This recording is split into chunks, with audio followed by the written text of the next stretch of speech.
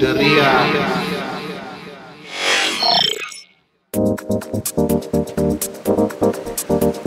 Halo, selamat datang di Derian di Koi 89. Udah lama nih kita gak ketemu ya. Kemarin habis libur panjang, jadi konten gue soal traveling di konten Weekend Warriors, yang isinya tentunya soal jalan-jalan gue, naik motoran, sendirian, maupun dengan teman-teman dan keluarga gue.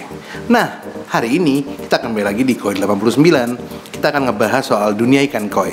Dan hari ini kita akan ngebahas dan menjawab beberapa pertanyaan atau keresahan teman-teman penghobi koi yang pemula seperti gue. Kenapa ya ikan koi gue kok mati terus? Nah, ini dia nih 10 hal yang sering banget kita lakukan dan salah sebenarnya. Check this out baby. Oke, yang pertama, kebanyakan beli ikan. Maksudnya kebanyakan beli ikan adalah yang pertama, dikit-dikit beli ikan. Beli ikan banyak-banyak. Bukan dikit-dikit. Jadi lu suka dikit beli, suka dikit beli, suka dikit beli. Yang efeknya adalah overpopulated. Kebanyakan ikan dalam kolam. Ingat ya, ikan koi adalah ikan yang dapat berkembang dan tumbuh besar. Jadi kalau lu punya kolam, harus lu hitung kolam gue ini berapa ton airnya atau berapa liter jumlah airnya. Bagusnya berapa ikan koi? Pertanyaannya, gimana kalau kolam kita besar, masa gue cuma isi 10 doang yang 10 ekor? Kan kedikitan. Nggak apa-apa, emang terlihat dikit di awalnya. Tapi ingat, setahun 2 tahun setelah lu kasih makan, jadinya tumbuh besar dan akan terlihat cukup di kolam lo. Tapi kalau lu dari awal miaranya banyak, pas dia tumbuh besar, setahun 2 tahun kemudian, nanti bingung mau dikemanain ya, dijual sayang, dikasih orang nggak rela, karena gua ngerawat dari kecil. Dari awal jangan overpopulated. Yang kedua, kesalahan kita penghobi koi pemula adalah selalu maunya di awal-awal beli ikan koi yang besar aja. Bener sih, semua orang termasuk gue juga pengen beli ikan koi yang besar. Gak ada yang ngelarang, tapi ini ruginya. Kalau lu sebagai pemula baru punya kolam setahun, 2 tahun, belum belajar banget, lalu pengen beli ikan yang gede-gede, punya uang? Iya tahu. Masalahnya kalau lu beli ikan besar, kerugiannya adalah yang pertama pasti lu nggak akan dapat ilmu belajar merawat koi, ya dong. Nih misalnya, lu punya duit, baru buat kolam, belum ngerti cara ngerawat koi, belum tahu cara nanganin dia sakit, belum tahu sakitnya begini, obatnya apa, sakitnya begini, treatmentnya gimana. Tiba-tiba lu beli ikan koi besar, lu taruh di kolam lu, dia mati. Ikan besar harganya pasti mahal. Kalau udah mati, yang rugi siapa? Dan lu nggak dapat ilmunya. Kenapa? Kalau lu belajar merawat ikan dari kecil, lu akan menjadi dapat ilmunya dong. Oh, cara treatmentnya begini kalau sakit. Kalau dia begini, musim hujan agak dikurangin makannya. Kalau hujan harus dikasih garam ikan dan lain-lain. Jadi belajarnya itu lu harus dapat. Dan ingat, yang gede-gede bagus, harganya pasti mahal banget. Yang gede-gede jelek pasti murah, tapi jelek. Ngapain beli ikan gede-gede tapi jelek? Lebih baik yang kecil atau sedang tapi tategoy. Ini bakal gedenya, bakal bagus nih, pattern kulitnya, bentuk bodinya.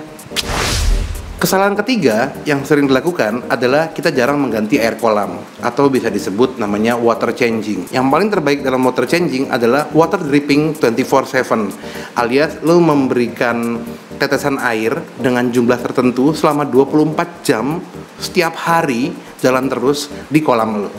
Tapi emang agak ribet dan selip-selip bisa tekor air tower rumah lo.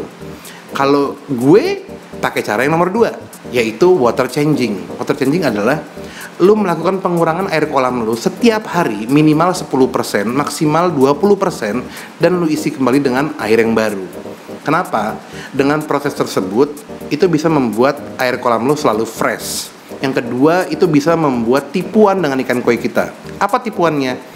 Ketika air fresh terus, ikan koi itu akan berasa seolah-olah kolam itu menjadi luas dan lebar.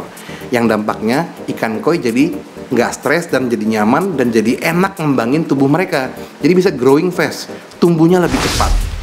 Nih kesalahan yang paling fatal nih, jarang bersihin media filter. Ingat ya, setiap kolam koi wajib punya filter chamber, daerah atau space area yang isinya adalah media filter, karpet Jepang, sikat, biobol, kristal bio, dan lain-lain. Nah, filter chamber ini yang isinya media filter itu wajib dibersihin. Kalau lu ngikutin gue, kalau gue sih agak radikal. Gue seminggu sekali selalu bersihin media filter gue. Tapi ingat, yang dibersihin hanya media filter mekanik, yaitu sikat, karpet Jepang, foam atau kayak busa gitu. Tapi kalau yang biobol, kristal bio, yang filter biogris jangan disentuh ya. Itu biarin aja natural. Biarin bakteri baiknya nggak terbuang sia-sia. Jadi ingat, wajib deh bersihin media filter. Kalau ada yang ngajarin sebulan sekali aja, no, jangan. Itu menyesatkan.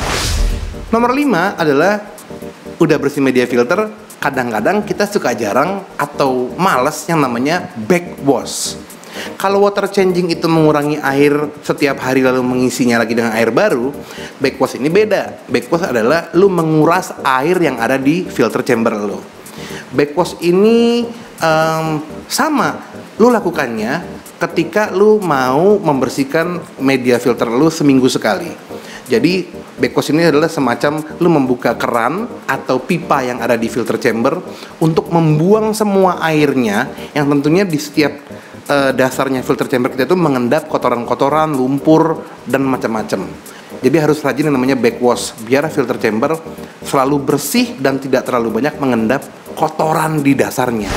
Yang nomor 6, nah ini penyakitnya nih, kesalahan fatal juga bagi penghobi koi pemula. Saking semangatnya punya ikan koi, punya kolam baru, pengen niat gedein ikan koi, kita suka ngasih makan ikan kita setiap hari nonstop selama-lamanya. Salah.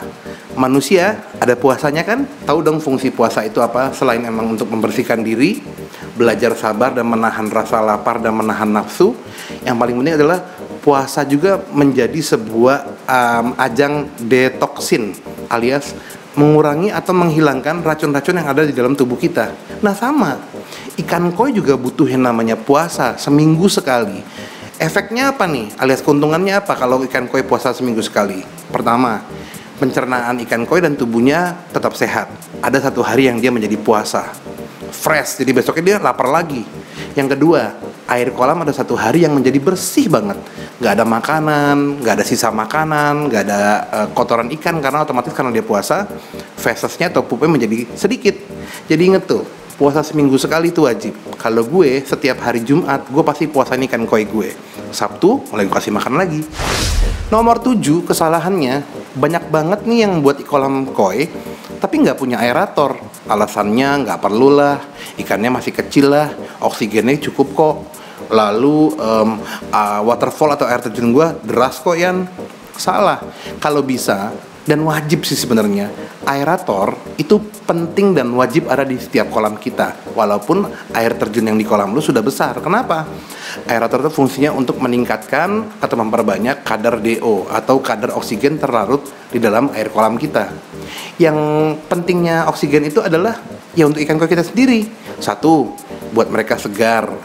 Lalu buat mereka juga memiliki oksigen yang cukup. Jadi mereka bisa tumbuh besar dengan nyaman, nggak stres. Dan membuat juga perputaran air menjadi baik, termasuk bakteri baik menjadi segar dan tumbuh sehat di kolam kita. Jadi aerator penting banget. Nah, nomor 8 nih udah nyampe. Kesalahan yang lainnya adalah kita suka ngasih pakan dalam jumlah yang melebihi kapasitas atau kekuatan filter chamber kita. Jadi lu harus tandain nih, kolam lu dengan filter chamber lu alias media filternya kuatnya berapa kali ya. Nah kalau kolam gue 5-6 kali sehari gue kasih pakan itu masih aman. Tandanya apa? Air kolam gue tetap bening dan jernih. Tapi kalau gue kasih lebih dari 6 kali sehari, itu air kolam gue kelihatannya butek terus, kotor terus. Itu tandanya berarti kalau 6 kali lebih pemberian pakannya sehari, kolam gue melalui media filternya atau filter chambernya nggak kuat. Yang nomor 9 adalah kita jarang mengontrol kesehatan ikan koi kita.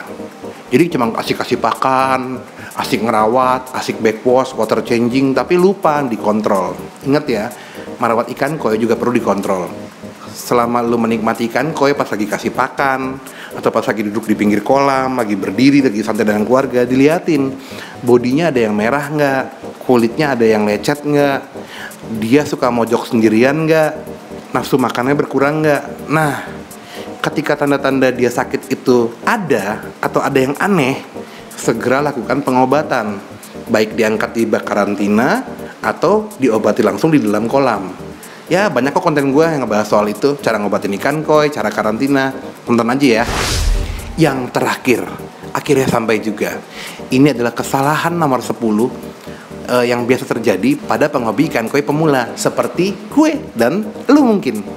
Yaitu, kalau hujan nggak pernah kita kasih garam ikan. Ingat ya, Indonesia ini selalu sering hujan karena ada musim hujannya. Setiap kalau hujan, usahakan lu berikan garam ikan sesuai takaran dengan kapasitas masing-masing kolam koi kita di kolam koi kita. Jadi hujan kasih garam ikan wajib. Kenapa? Garam ikan itu fungsinya sebagai antiseptik, dan air hujan itu berkah, nggak bawa kerugian untuk air kolam kita. Tapi ingat, air hujan yang datang ketika panas tiba-tiba hujan, nah dari genting, lalu dari dak rumah kita, dari atap, dari paranet, kan tuh ada debu kumpul. Ketika hujan, semua debu dan kotoran itu partikelnya jatuh ke kolam kita. Itu yang membahayakan, berbahaya sekali.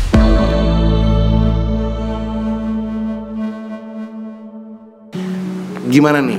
Setelah lu hitung-hitung, ada berapa yang lu ternyata masih belum lakukan atau sering melakukan seperti itu? Kalau lebih dari 5, harus dirubah tuh pola dan cara merawat ikan koi kita. Memang merawat koi ini gampang susah. Bukan susah gampang. Gampang kok sebenarnya, yang kata orang susah, no. Tapi memang agak ribetnya sedikit karena kita harus konsisten dan disiplin merawatnya.